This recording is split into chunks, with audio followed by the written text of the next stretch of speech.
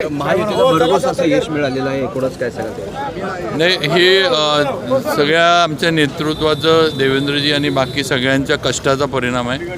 आणि ह्याचं जरी आता हे विरोधक काही जरी म्हणत असले तरी शेवटी विरोधकांनी पण आता जनतेचा कौल जो आहे तो मान्य करावा. सारखं हारलं की EVMवर ढकलायचं आणि जिंकलं की जनतेचा कौल आहे म्हणायचं, हे जरा आता विरोधकांनी बंद करावं.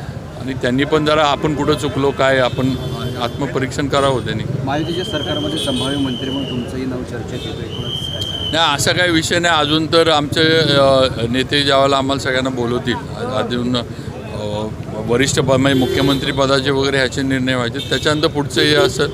आणि ज्या त्यावेळेला जी काय पार्टी आणि देवेंद्रजी ज्या जबाबदारी देतील ती मी पार पाडेल. मुख्यमंत्री कोण होईल? भाऊ, आता आमची तर सगळ्यांची, भाजपचे सगळे, आमची तर इच्छा हीच आहे की देवेंद्रजीच मुख्यमंत्री असावेत, असले पाहिजेत.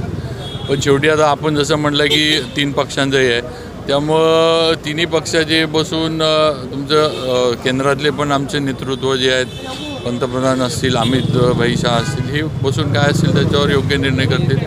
पण एवढे मोठं संख्याबळ आज भाजपचं झालं आहे, ते देवेंद्र फडणवीसांच्या नेतृत्वात महाराष्ट्रात झालं आहे. त्यामुळे मुख्यमंत्री पदावर तेच असावेत ही आमची भाजप म्हणून सर्व आमदारांची इच्छा आहे. शिवसेना शिंदे गट म्हणते की बिहारचा फॉर्म्युला आहे. नाही, आता ते माहीत नाही, पण ते त्यांच्या दृष्टीनं बरोबर आहे. कारण ते शेवटी प्रत्येकजण आपापल्या पक्षाचा नेता मोठा व्हावा, आपला नेता मोठा व्हावा, हा प्रत्येकाचा प्रयत्न असो, इच्छा असते.